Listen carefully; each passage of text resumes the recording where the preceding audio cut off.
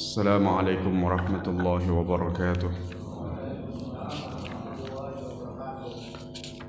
Alhamdulillah rabbil alamin. Wabihi nasta'inu ala umuri dunya wad din. Allahumma salli wa sallim ala sayyidina Muhammadin wa ala alihi wa sahbihi ajma'in. Subhanaka la ilma lana illa ma 'allamtana innaka antal alimul hakim. Rabbi shrah li sadri wa yassir li amri wahlul 'uqdatam min lisani yafqahu qawli. Amin. Amma ba'du. Hadirin jamaah Masjid Agung rahimakumullah. Alhamdulillah, kembali di pagi hari ini Allah Subhanahu wa taala berikan kepada kita karunia dan nikmat-Nya sehingga kita bisa hadir di tempat ini dalam keadaan sehat walafiat.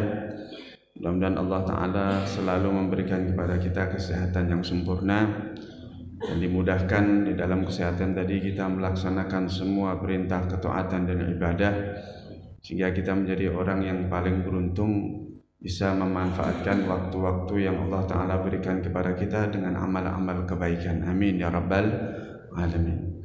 Dan semoga Allah jadikan amal-amal tadi adalah amal yang diterima. Amin ya rabbal alamin. Hadirin rahimakumullah, melanjutkan kembali kajian kita di pertemuan pagi hari ini, yang mana pembahasan kita di kali hari ini membahas tentang bab yang berikutnya, yaitu mengenai himbauan beliau mabhath tilawatil Qur'ani wa dzikri. Bab kali ini masuk kepada pembahasan tentang membaca Al-Qur'an dan berzikir. Di fasal berikut ini mengenai berzikir dan membaca Al-Qur'an. Di sini beliau, sang penyusun kitab Nasaihid Diniyah, Al-Imam Abdullah bin Alawi Al-Haddad radhiyallahu ta'ala anhu ardah, beliau mengatakan wa'alamu ma'asyiral ikhwan ja'alana Allah wa iyyakum minat talina li kitabihil aziz haqqa tilawatih al-mu'minina bihi al-hafidhina lahu al-mahfudhina bih al-muqimina lahu al-qa'imina bih. Di sini beliau mengawali dari bab tentang Al-Qur'an dengan doanya. Apa doanya? Semoga Allah Ta'ala jadikan kita termasuk orang yang mendapatkan doa beliau ini. Beliau mengatakan ja'anallahu wa iyyakum minat talina kitabihi haqqa tilawatih. Semoga Allah Ta'ala menjadikan kita semua orang-orang yang membaca kitabnya yang mulia dengan sebenar-benar membacanya. Dan semoga Allah Ta'ala jadikan kita orang-orang yang beriman kepada Al-Qur'an dan menjaga Al-Qur'an dalam kehidupan kita, serta kita bisa menegakkan isi daripada Al-Qur'an yang kita baca. Amin ya rabbal alamin. Kemudian beliau mengatakan anna tilawatal Qur'anil azim min afdalil ibadati wa a'zamil qurubat. Kemudian setelah itu ketahuilah bahwasanya membaca Al-Qur'an yang mulia itu termasuk seutama-utamanya bentuk ibadah yang dilakukan hamba dan sebesar-besar bentuk pendekatan diri seorang hamba kepada Allah. Jadi baca Quran ini amal yang teristimewa, amal yang sangat istimewa, bahkan di antara amal-amal yang paling istimewa dibanding amal yang lain. Dan cara yang terbaik di antara cara-cara mendekatkan diri kepada Allah itu membaca Al-Qur'an. Di sini beliau mengatakan wa ajallit ta'at, dan membaca Al-Qur'an itu termasuk bagian daripada seagung-agungnya bentuk ketaatan yang dikerjakan hamba. Wa fiha ajrun 'azim wa thawabun karim. Dan di dalam membaca Al-Qur'an itu Allah Ta'ala janjikan pahala yang sangat besar dan sangat mulia buat orang yang membacanya dengan sebenar-benar membaca. Qala Allah Ta'ala berfirman innal ladzina yatluna kitaballahi, sesungguhnya orang-orang yang membaca kitab-kitabnya Allah, wa aqamus salata, dan orang tadi menegakkan salatnya, wa anfaqu mimma razaqnahum sirran wa alaniyatan, Dan orang tadi menginfakkan apa yang telah Allah rezekikan kepadanya dengan cara sembunyi-bunyi, dengan cara sembunyi-sembunyi ataupun terang-terangan. Yarjuna tijaratan dan tabur. Semua itu dilakukan karena mereka berharap perdagangan dari Allah yang tidak ada kerugian di dalamnya. Liyuwaffiyahum ujurahum. Maka hal itu Allah Ta'ala nanti akan membalas untuk mereka dengan pahala-pahala. Wa yazidahum min fadlih. Tidak hanya dibalas dengan pahala oleh Allah Ta'ala, tapi Allah Ta'ala tambahkan lagi karunia dari sisinya. Innahu ghafurun syakur. Sesungguhnya Allah itu zat yang maha pengampun, lagi zat yang maha membalas terima kasih hamba. Nah, di sini hadirin rahimakumullah, Allah Ta'ala menjanjikan orang yang membaca Al-Quran, menegakkan salat, dan ia mau berinfak, diberikan pahala yang sesuai, dan Allah menambahkan lagi pahala pemberian dari sisinya. Kemudian Nabi SAW bersabda, afdalu ibadati ummati tilawatul Quran. Seutama-utamanya ibadah yang dilakukan umatku itu adalah membaca Al-Quran. Wa qala alaihi salatu wassalam, dan Nabi masih bersabda, man qara'a harfan min kitabillahi kutibat lahu hasanah wal hasanatu bi asyri amthaliha. Siapa saja yang membaca satu huruf daripada Al-Quran, satu huruf yang kita baca yang ada dalam Al-Quran, maka ditulis oleh Allah Ta'ala setiap satu hurufnya dengan satu hasanah, satu kebaikan.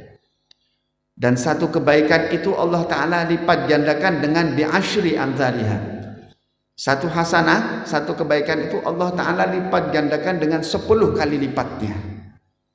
Jadi satu huruf yang kita baca dari ayat Al-Quran diberikan pahala 10 hasanah, 10 kebaikan. Kemudian Nabi mengatakan, la aqulu alif lam mim harfun, walakin alifun harfun, wa lamun harfun, wa mimun harfun. Saya, kata Rasulullah, tidak mengatakan ketika kalian mengucapkan alif lam mim itu satu huruf, tidak. Tapi alif itu satu huruf sendiri, lam itu satu huruf sendiri, dan mim itu satu huruf sendiri. Jadi ketika kita mengucapkan ayat alif lam mim itu kita diberikan 3 hasanah, dilipat gandakan 10 kali lipatnya sehingga bernilai 30 kebaikan. Kata Nabi SAW. Kemudian dalam hadis yang berikutnya beliau bersabda, yaqulullahu ta'ala, Allah Ta'ala berfirman, man syaghalahu dzikri wa tilawata kitabi, man syaghalahu dzikri wa tilawatu kitabi an mas'alati a'taituhu afdala ma u'tiyas sa'ilin. A'taituhu afdala ma u'tis sa'ilin. Allah Ta'ala berfirman, barang siapa yang kesibukan orang tadi mengingat aku atau berzikir kepadaku, dan sibuknya ia membaca kitabku daripada ia menyibukkan meminta kepadaku. Ketika seorang hamba menyibukkan diri lebih banyak untuk berzikir dan membaca kitabnya daripada memperbanyak berdoa, daripada ia minta kepadaku, maka orang tadi nanti akan aku berikan kepadanya pemberian yang lebih besar, lebih utama dari yang apa yang telah aku berikan kepada orang-orang yang meminta kepadaku.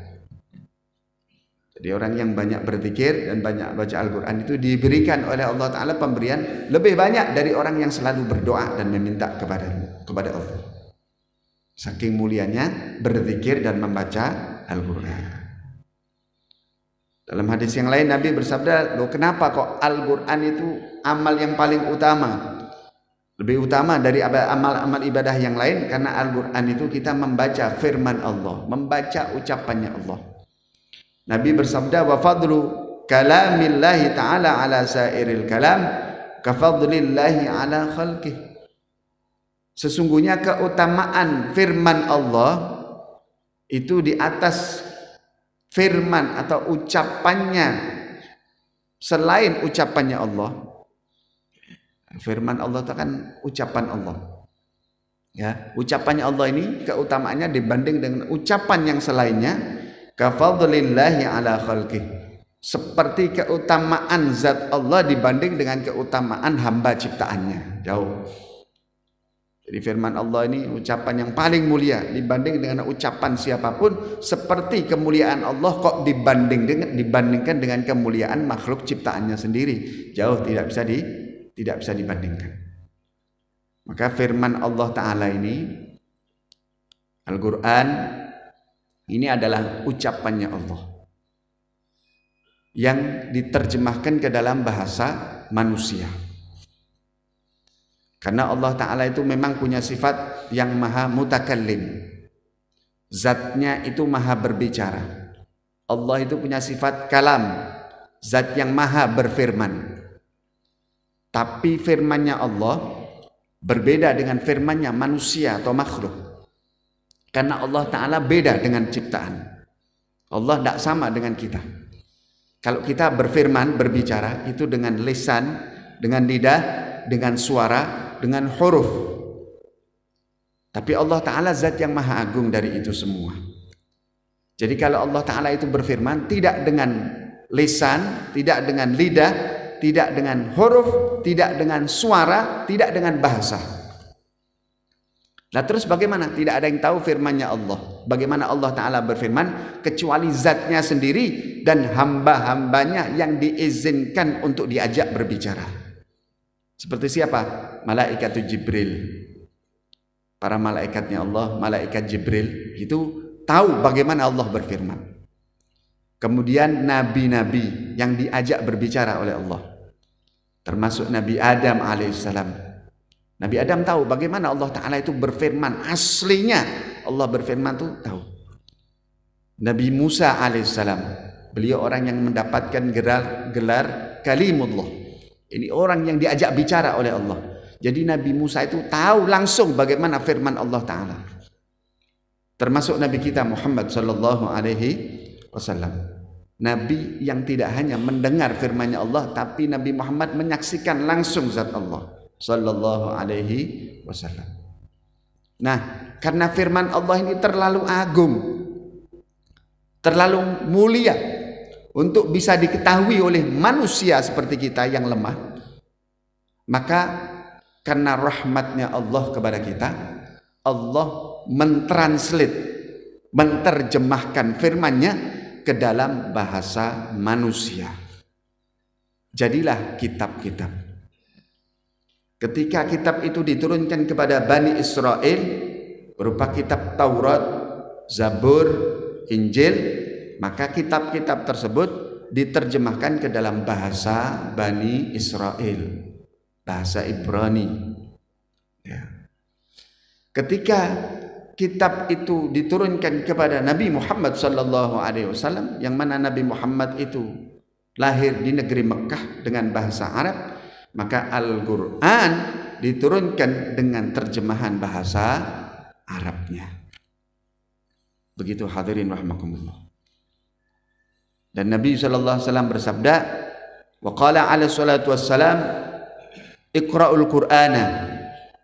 Nabi SAW bersabda, bacalah Al-Quran itu. Fa innahu ya'ti yaumal qiyamah syafi'an li ashabih. Karena sesungguhnya Al-Quran itu besok di hari kiamat akan mendatangi orang yang membacanya dulu di dunia, dan ia akan memberikan syafaat kepada mereka. Jadi Al-Quran nanti akan diwujudkan dalam sosok makhluk. Dia akan datang kepada orang yang dulu di dunia membacanya, dan ia akan memberikan syafaat kepada orang tadi. Mudah-mudahan kita termasuk orang yang mendapatkan syafaat dari Al-Quran. Dan Nabi SAW bersabda, Sayyidina Ali bin Abi Thalib karramallahu wajhah, beliau berkata, man qara'al Qur'ana, siapa saja yang ia membaca Al-Quran, wa huwa qa'imun fis shalah, sedangkan ia dalam keadaan berdiri di dalam sholatnya. Tadi kita sholat bersama, kita baca Al-Quran. Rakaat pertama kita tadi baca suratul Fatihah dan membaca suratul A'la. Ya, berarti kita dalam kondisi qaimun fis shalah, baca Quran tapi dalam keadaan berdiri di dalam sholat. maka kana lahu bikulli harfin mi'atu hasanah. Maka setiap hurufnya Allah Ta'ala berikan 100 kebaikan, 100 hasanah. Karena kita dalam keadaan berdiri di dalam sholat membaca Al-Quran. Wa man qara'a wa huwa qa'idun fi shalah. Dan siapa saja yang membaca Al-Quran, ia dalam keadaan duduk namun masih di dalam sholatnya.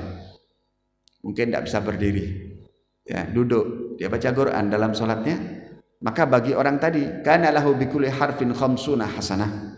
Maka bagi orang tadi setiap huruf Al-Qur'annya diberikan 50 hasanah, 50 kebaikan. Wa man qara'a kharijas shalah wa huwa ala tuharatin kana lahu bikulli harfin 25 hasanah. Dan siapa saja yang membaca Al-Qur'an tidak di dalam sholatnya, di luar sholat, tapi ia membacanya dalam keadaan toharoh, dia punya wudhu, dia dalam keadaan suci, tapi tidak di dalam sholat, maka bagi orang tadi setiap hurufnya pahala 25 hasanah, 25 kebaikan.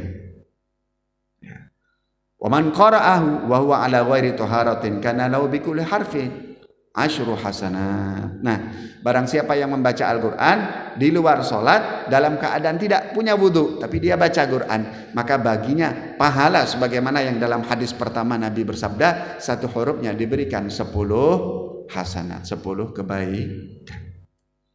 Ini yang disebutkan oleh beliau Sayyidina Ali bin Abi Thalib. Nah, di sini hadirin rahimakumullah, bagaimana Al-Quran itu diturunkan kepada Nabi. Sebelum kita bahas bagaimana adabnya kita membaca Al-Quran, kita harus tahu bahwasanya Al-Quran itu diturunkan kepada Nabi Muhammad SAW dengan 2 metode, dengan 2 cara. Dan Al-Quran ini diturunkan kepada Nabi Muhammad SAW agar bisa dibaca oleh kita manusia. Wa innama yassarnahu bilisanika, bahwasanya kami mudahkan itu Al-Quran untuk dibaca melalui lisanmu wahai Rasulullah. Ketika Al-Quran itu sampai ke lisan Rasulullah, maka baru Al-Quran itu bisa diucapkan oleh kita manusia. Ya, dan Al-Quran ini diturunkan kepada Nabi SAW melalui 2 metode, melalui 2 cara. Cara pertama yaitu Al-Quran tadi diturunkan dari Lauhil Mahfuz, dari Baitul Izzah. Baitul Izzah itu Ka'bah yang ada di langit 7. Diturunkan sampai ila sama'id dunia, sampai langit dunia. Full 30 juz. Dari Baitul Izzah, langit 7, diturunkan sampai ila sama'id dunia, sampai langit dunia, itu 30 juz sekaligus. Kemudian dari sama'id dunia, dari langit dunia, ini Al-Quran diturunkan kepada Nabi melalui perantara malaikat Jibril secara berangsur-angsur selama masa kenabian, yaitu sejak Nabi diangkat menjadi Rasul usia 40 tahun sampai Nabi Muhammad SAW wafat usia 63 tahun. Berarti memakan masa 23 tahun lamanya.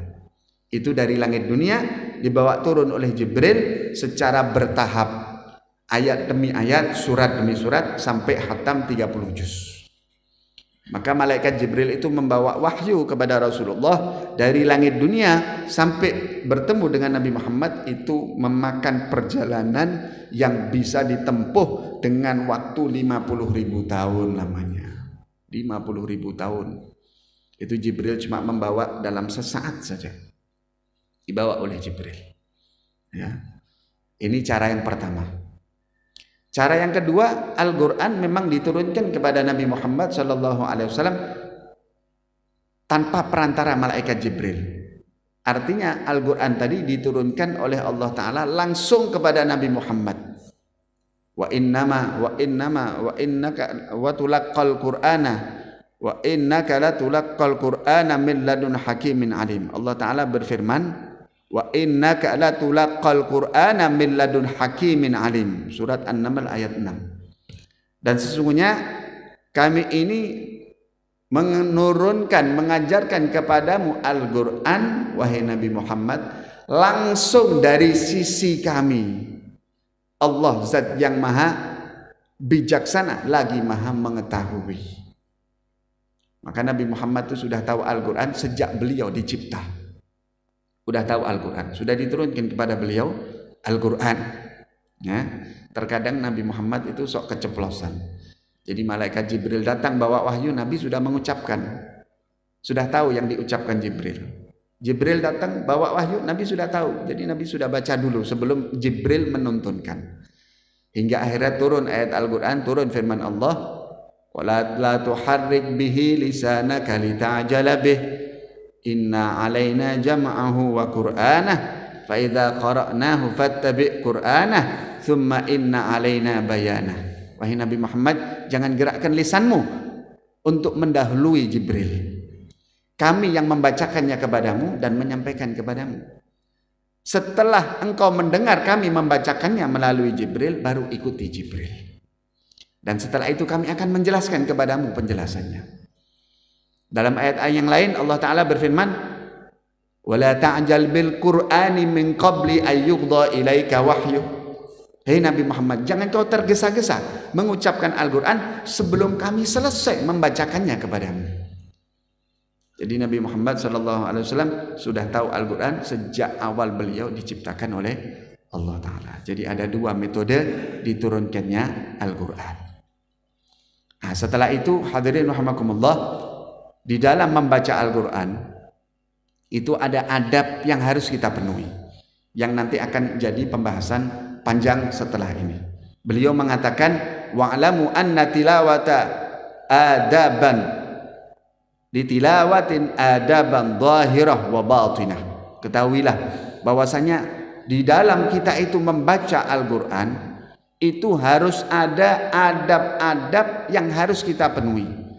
Baik adab tadi adab yang zahir ataupun adab yang batin. Fala yakunul abdu minat talina haqiqatan alladhi tasku tilawatuhum wa yakunu minallahi bimakanin hatta yata'addab bitilkal adab. Maka seseorang hamba tidak dikatakan ia membaca Al-Quran dengan sebenar-benar membaca dan tidak menjadi suci bersih bacaannya, dan ia mendapatkan derajat di sisi Allah sampai dia membaca Al-Quran dengan adab-adabnya. Jadi Al-Quran ini mengangkat derajat seseorang, menyebabkan orang tadi mulia tinggi di sisi Allah, namun tentunya dengan adab-adabnya. Sampai dia baca Al-Quran dengan adab yang betul, zahir dan batin, baru dia mendapatkan derajat yang mulia. Nah, nanti ini pembahasan mengenai adab Al-Quran ini bagaimana kita akan baca insyaallah di pertemuan kali berikutnya. Semoga Allah Ta'ala jadikan kita orang-orang yang cinta kepada Al-Quran dan dimudahkan lisan kita untuk membaca Al-Quran, dan dijadikan kita orang-orang yang dapat merasakan lezatnya di dalam membaca Al-Quran, dan semoga Allah Ta'ala jadikan kita orang yang kelak mendapatkan syafaat Al-Quran. Amin ya rabbal alamin. Hadirin rahimakumullah, kiranya cukup apa yang kita sampaikan di pertemuan pagi hari ini. InsyaAllah kita akan lanjutkan di pertemuan Kamis berikutnya. Wassallallahu ala sayyidina Muhammadin wa ala alihi wa sahbihi wasallam. Walhamdulillahi rabbil alamin. Assalamualaikum